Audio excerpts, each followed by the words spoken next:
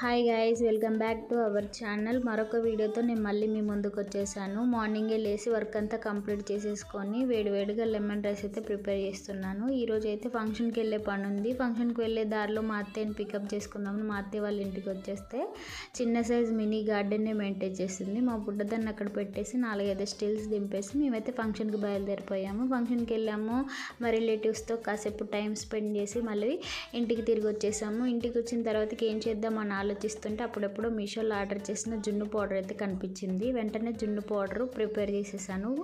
పాలు పోసేసి పాలల్లో కొంచెం అంత బెల్లం, అంటే కొంచెం కాదు, కొంచెం ఎక్కువనే వేసాను. నేను కొంచెం స్వీట్ ఎక్కువ తింటాను కాబట్టి.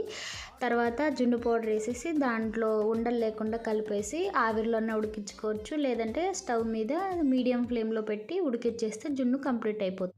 జున్ను అయితే రెడీ అయిపోయింది. ఎంతైనా న్యాచురల్ జున్ను వేరు, ఆర్టిఫిషియల్ జున్ను వేరు. కాకపోతే ఏంటి అని అంటే జున్ను తిన్న ఫ్లేవర్ అయితే కొంచెం అయితే వస్తుంది. Subscribe to my channel. Thank you, bye.